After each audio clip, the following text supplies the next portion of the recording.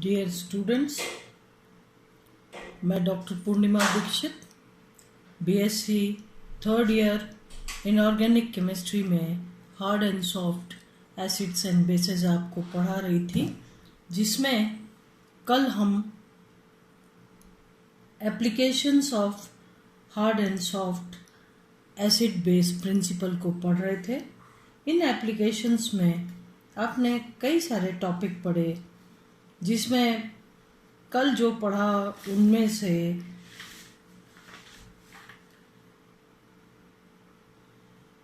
उभयदंतुक ligand युक्त संकुलों में बंधन पढ़ा। किस तरीके से उभयदंतुक लिगेंड, अगर मृदु अम्ल हो तो उभयदंतुक लिगेंड जैसे HCl थायोसाइनेट, अगर मृदु अम्ल हो तो HCN या थायोसाइनेट S एटम की तरफ से जुड़ेगा, मृदु मृदु मिलकर के स्थायी यौगिक बनाएंगे।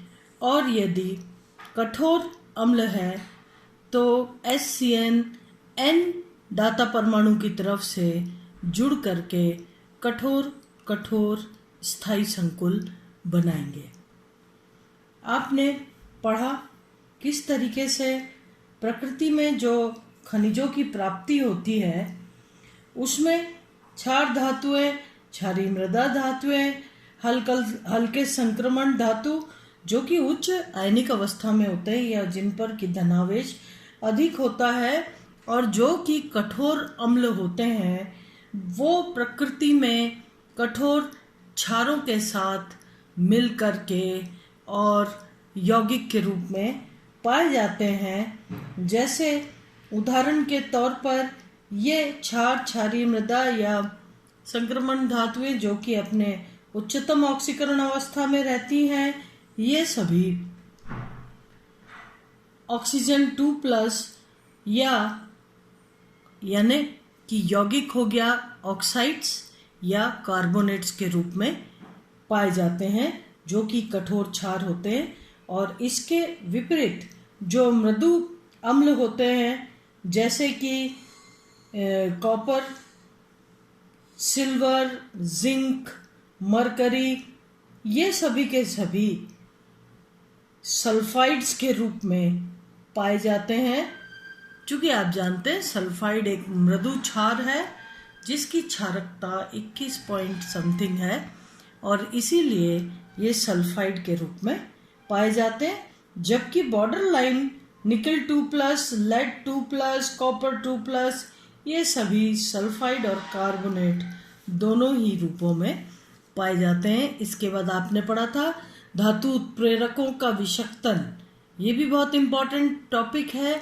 विषक्तन यानी जो उत्प्रेरक, जो कैटलिस्ट होते हैं, उनके एक्टिव साइट्स पर परमानेंटली एब्जॉर्ब हो जाते हैं।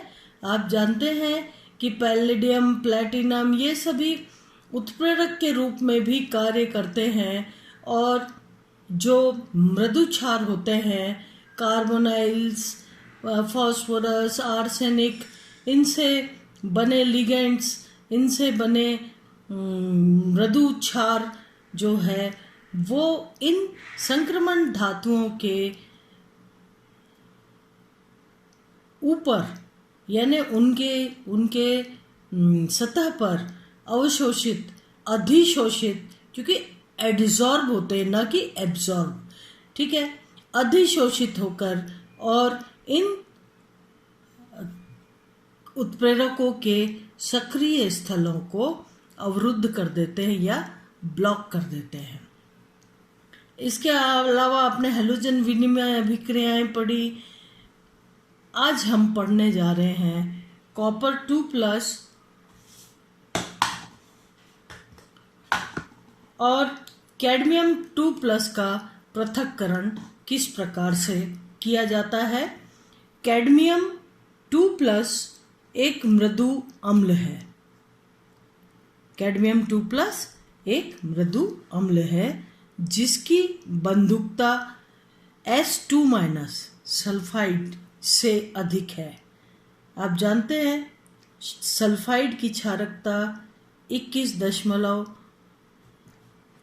होती है या कहें 21 के करीब होती है क्षारकता, जबकि जो साइनाइड है, साइनाइड आयन जो है मृदु क्षार और क्षारकता 14.1 के करीब होती है। इसका मतलब क्षारकता में सल्फाइड जो है ये ज़्यादा मृदु है और मृदु अम्ल से जुड़ने की जो प्रवृत्ति होगी वो सल्फाइड की अधिक होगी, क्योंकि इसकी क्षारकता 21 करीब है, जबकि साइनाइड आयन की क्षारकता 14.1 के करीब है। तो कॉपर और कैडमियम आयनों को जब पृथक करना होता है तो कैडमियम 2+ एक मृदु अम्ल है जिसकी बंधुकता सल्फाइड से अधिक है। इसलिए जब कैडमियम 2+ व कॉपर 2+ आयनों के विलयन में KCN की उपस्थिति में H2S प्रवाहित करते हैं। KCN पोटेशियम साइनाइड की उपस्थिति में जब हम H2S प्रवाहित करते हैं तो चूंकि कैडमियम जो है ये मृदु अम्ल है और ये सल्फर से जुड़ने को या सल्फाइड आयनों से जुड़ने को प्रायिकता देता है, इसलिए कैडमियम सल्फाइड के रूप में वहां पर अवक्षेपित हो जाता है, जबकि कॉपर 2+ सीमावर्ती अम्ल कॉपर प्लस मृदु अम्ल में अपचयित होकर साइनाइड मृदु क्षार से क्रिया करके संकुल बनाता है। इस प्रकार से ये जो संकुल है ये उसमें विलय होता है, जबकि कैडमियम सल्फाइड अविलय होने के कारण अवक्षेपित वहां पर अवक्षेपित हो जाता है। छान करके दोनों को पृथक कर लिया जाता है। Cadmium 2+ plus sulphide ion cadmium sulphide बना लेता है, जबकि कॉपर 2+ साइनाइड के साथ मिलकर के CuCN4 टेट्रासाइनो और क्यूप्रेट आयन बनाता है। इस तरीके से कैडमियम साइनाइड की तुलना में कॉपर साइनाइड ज़्यादा स्थायी है, इसलिए कॉपर जो है ये साइनाइड के रूप में तथा कैडमियम सल्फाइड के रूप में यहाँ पर मिलते हैं। इस प्रकार प्राप्त कैडमियम सल्फाइड के अवक्षेप को कॉपर साइनाइड विलयन से पृथक कर लिया जाता है और इन दोनों का पृथक्करण हो जाता है। अगर जल अपघटन की बात करें, हाइड्रोलिसिस, लिथियम फ्लोराइड, चूंकि लिथियम भी कठोर है फ्लोराइड भी कठोर है, ये दोनों आपस में मिलकर के और स्थायी यौगिक बनाते हैं। लिथियम फ्लोराइड कठोर के संयोजन से बना स्थायी यौगिक है, जबकि लिथियम आयोडाइड जो है यहाँ लिथियम कठोर और आयोडाइड जो है ये मृदु है, कठोर मृदु संयोजन से बना अस्थायी यौगिक है। जल में अपघटित हो लिथियम हाइड्रोक्साइड आसानी से देता है। यहाँ पर लिथियम फ्लोराइड स्थायी यौगिक है, जबकि लिथियम आयोडाइड अस्थायी यौगिक है। इसलिए जलीय विलयन में लिथियम आयोडाइड तेजी से विघटित होकर के अपघटित होकर के लिथियम हाइड्रोक्साइड बनाता है और इस तरीके से लिथियम हाइड्रोक्साइड जो है कठोर से बना स्थायी यौगिक है। अब असमानुपातन तथा हैलोजन विनिमय, ये अभिक्रिया भी HSAB सिद्धांत के आधार पर समझाई जा सकती है।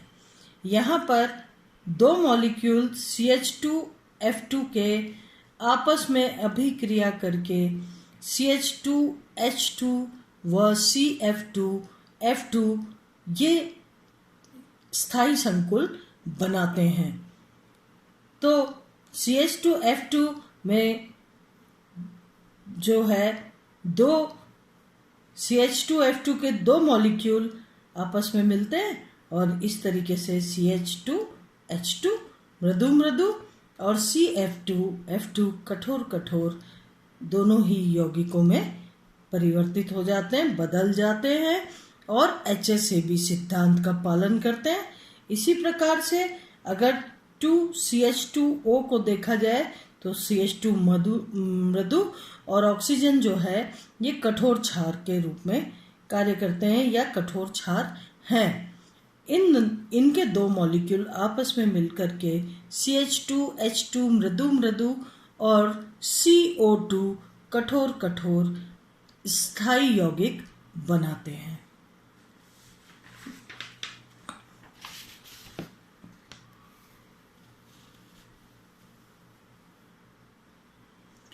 इस प्रकार से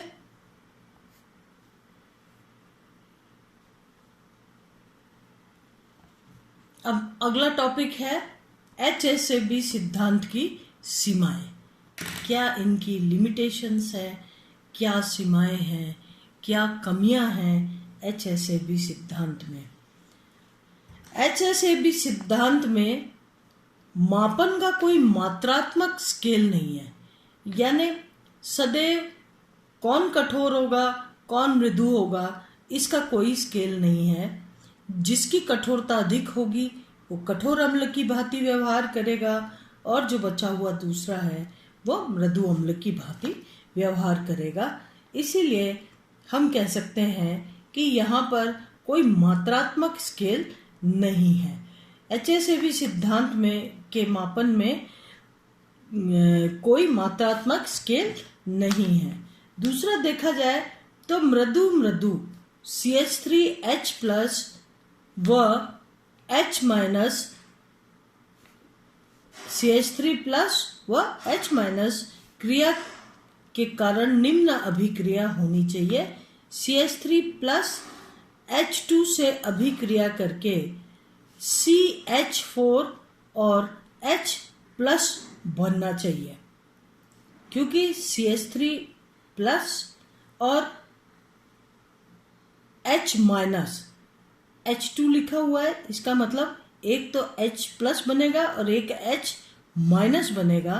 तो H माइनस से CH3 प्लस आपस में जुड़ के CH4 बना लेना चाहिए इन्हें, और H प्लस को यहाँ से हट जाना चाहिए, परंतु यह अभिक्रिया नहीं होती।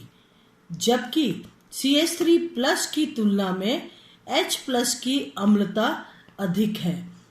अगर H प्लस की अम्लता अधिक है और H माइनस एक मृदु क्षार है तो मृदु क्षार को CH3 प्लस से जुड़ना चाहिए, क्योंकि ये एक मृदु अम्ल है। लेकिन क्या होता है, H माइनस जो है वो H प्लस से ही जुड़ने को वरीयता देता है और इसलिए इस अभिक्रिया की गति पश्च दिशा में होती है। CH3 प्लस और H2 बनते हैं और इस प्रकार से यह HSAB सिद्धांत का पालन नहीं करती। किसी भी ज्ञात अभिक्रिया को समझाने के लिए अभिकारक यौगिक को अम्ल तथा क्षार में विघटन करना पड़ता है। आपको ये देखना पड़ता है ये इससे कौन सा अम्ल बनेगा, कौन सा क्षार बनेगा, कठोर बनेगा, मृदु बनेगा, इस तरीके से। अगर उदाहरण के तौर पे देखा जाए तो एस्टरीकरण के लिए अम्ल तथा अल्कोहल का आयनन समीकरण 1 के अनुसार माना जाता है। समीकरण 1 के अनुसार माना जाता है, जबकि स्थापित तथ्य दूसरे समीकरण की तरफ संकेत देते हैं। तो जो एस्टरीकरण के लिए अम्ल तथा अल्कोहल का आयनन समीकरण 1 के अनुसार माना जाता है, माना इस हिसाब से जाता है RCO प्लस और OH माइनस, जो कि अल्कोहल के साथ रिएक्ट करके RCOOR' बनाते हैं प्लस H2O। लेकिन जो स्थापित तथ्य हैं वो इस तरफ इशारा करते हैं कि ये अभिक्रिया इस प्रकार से होती है RCOO माइनस और H प्लस। OH का ऑक्सीजन इस तरफ होना चाहिए और ये RCOO माइनस प्लस H और H प्लस होना चाहिए। ये इस तरफ हकीकत में रिएक्शन इस प्रकार से होती है, जबकि तथ्य कहते हैं कि रिएक्शन ऐसी होनी चाहिए। नेक्स्ट, HSAB सिद्धांत द्वारा कई अभिक्रियाएं नहीं समझाई जा सकती। जैसे आपने पढ़ा था इसको, जहां पर आपने सामर्थ्य पढ़ा था, आपको याद होगा आपने पढ़ा था कि SO3 2- जो कि सीमावर्ती है, HF, ये दोनों कठोर कठोर है, लेकिन फिर भी सल्फाइड आयन जो है वो हाइड्रोजन के साथ जुड़ करके HSO3- बना लेते हैं और फ्लोराइड आयन को यहाँ से सल्फाइड प्रतिस्थापित कर देता है। जबकि क्या होना चाहिए, ये कठोर है और फ्लोराइड भी कठोर है, तो इनकी आपस में जुड़े रहने की प्रवृत्ति होनी चाहिए, परंतु ऐसा नहीं होता है। हाइड्रोजन जो है H+ आयन जो है SO3 से जुड़ने को वरीयता देता है। अब आप जानते हैं क्यों वरीयता देता है, क्योंकि दो अलग अलग चीज होती है, कठोरता, मृदुता और सामर्थ्य। अगर दो अम्ल और दो क्षार हों तो सदैव कठोर कठोर से जुड़ेगा और मृदु मृदु से जुड़ेगा। यहाँ पर कठोर सिर्फ H+ आयन है, SO3 2- जो है ये दुर्बल या कहना चाहिए मृदु क्षार है और फ्लोराइड कठोर क्षार है। पर फ्लोराइड की कठोर क्षार है, पर फ्लोराइड की जो क्षारकता है वो कम है, pKa वैल्यू कम है, किससे बजाय कि सल्फाइड से। इसलिए एक ही अम्ल उपस्थित है, दो क्षार उपस्थित है, परंतु फ्लोराइड जो है दुर्बल क्षार है, जबकि सल्फाइड फ्लोराइड की तुलना में प्रबल क्षार है, इसकी क्षारकता ज्यादा है। इसलिए ये हाइड्रोजन प्लस H+ आयन से जुड़ के HSO3- संकुल बनाने को वरीयता देता है। इस तरीके से फ्लोराइड आयन को प्रतिस्थापित कर देता है। इस अभिक्रिया में कठोर अम्ल H+ सीमावर्ती क्षार SO3 2- के साथ HSO3 यौगिक बनाता है। ये HSAB सिद्धांत के विरुद्ध है। इस सिद्धांत के मुताबिक सल्फाइड को नहीं, फ्लोराइड को ही H+ आयन से जोड़ना चाहिए था, लेकिन चूंकि SO3 2- की क्षारकता अधिक है और इसीलिए ये फ्लोराइड आयन को यहाँ से प्रतिस्थापित कर देता है। धन्यवाद। अब नेक्स्ट लेक्चर में आपको एक क्वेश्चन पेपर दिया जाएगा, उस क्वेश्चन पेपर को आपको सॉल्व करना है। वो यहाँ पर आपको दे दिया जाएगा और आप स्वयं बैठ के उसको सॉल्व करेंगे। धन्यवाद।